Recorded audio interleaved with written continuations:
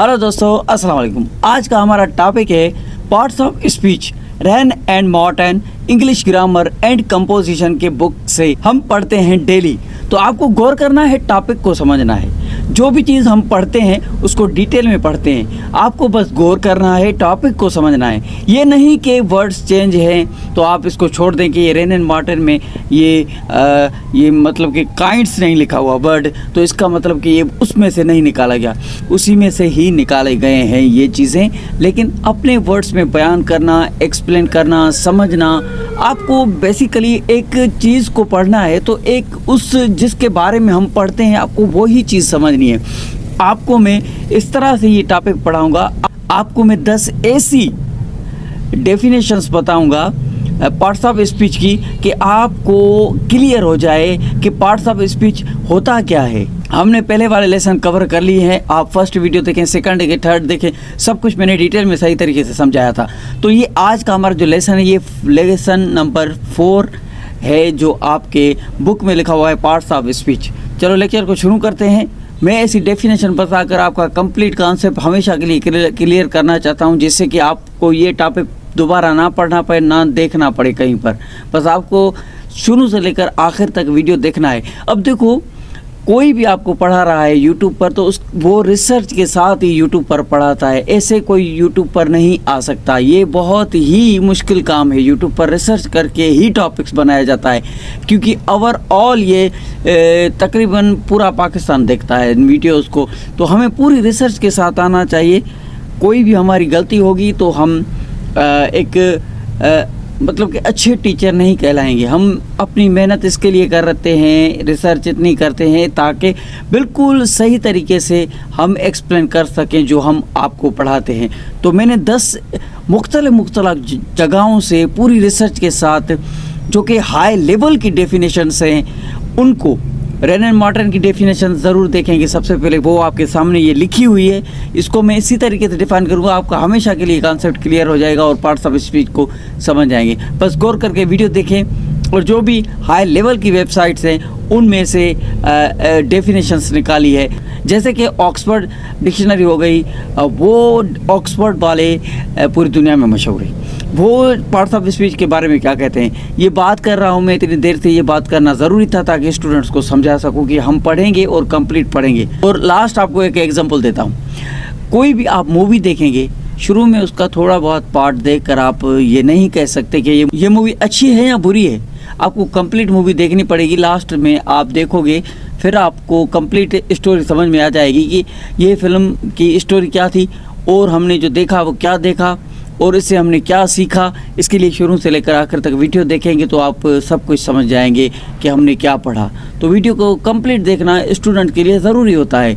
ये नहीं कि आपने ये वीडियो देखा, आधा देखा, 2 मिनट देखा, फिर दूसरे किसी लेक्चर पे चले गए, फिर वहाँ पर भी 2 मिनट देखा। ऐसे पढ़ाई नहीं होती।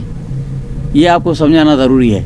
तो फोकस करें और समझें टॉपिक को। अभी हम शुरू करते हैं।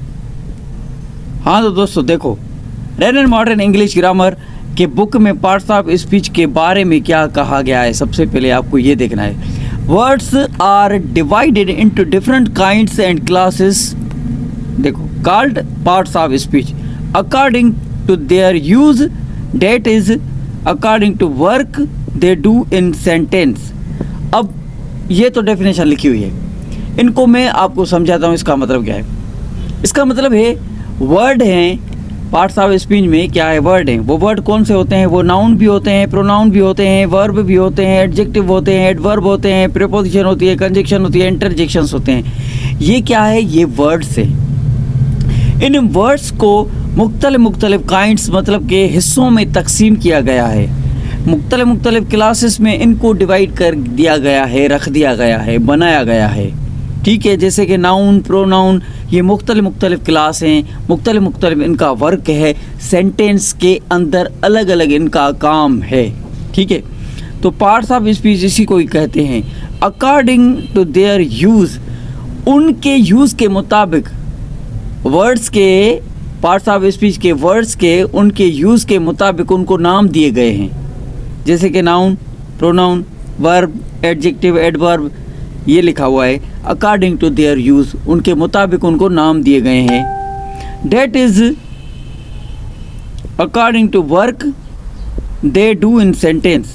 डेट इसका मतलब है ये वो वर्ड्स हैं अकॉर्डिंग टू वर्क, इनके वर्क, इनका जो सेंटेंस में काम होता है उसके मुताबिक दे डू इन सेंटेंस, मतलब कि जो ये सेंटेंस में काम करते हैं वर्ड, उनको इस काम से पहचाना जाता है। जैसे कि नाउन होगा तो उसका नाउन का काम क्या होगा, प्रोनाउन होगा तो उसका सेंटेंस में काम क्या होगा, इनको इस तरह से पहचाना जाता है सेंटेंस में। इसको हम पार्ट्स ऑफ स्पीच कहते हैं। अभी देखो देखते जाओ बस, अभी दूसरी डेफिनेशन में एक्सप्लेन करूंगा ऐसे ही, तो आपको डेफिनेशंस बताता जाऊंगा। तकरीबन मैं आपको 5-6 डेफिनेशंस बताऊंगा प्रोफेशनल तरीके से और हाई लेवल की डेफिनेशंस, जिससे आपको पार्ट्स ऑफ स्पीच के बारे में कंप्लीट डिटेल में पता चल जाएगा। फिर हम डेली पढ़ेंगे नाउन एंड उसके काइंड्स, जो कि Wren and Martin English grammar के बुक में टॉपिक है। Noun and its kinds, pronoun, verb, हर चीज़ को अलग अलग करके एक एक वीडियो में डिस्कस करेंगे डेली। अभी आपको समझना है कि पार्ट्स ऑफ स्पीच होती क्या है।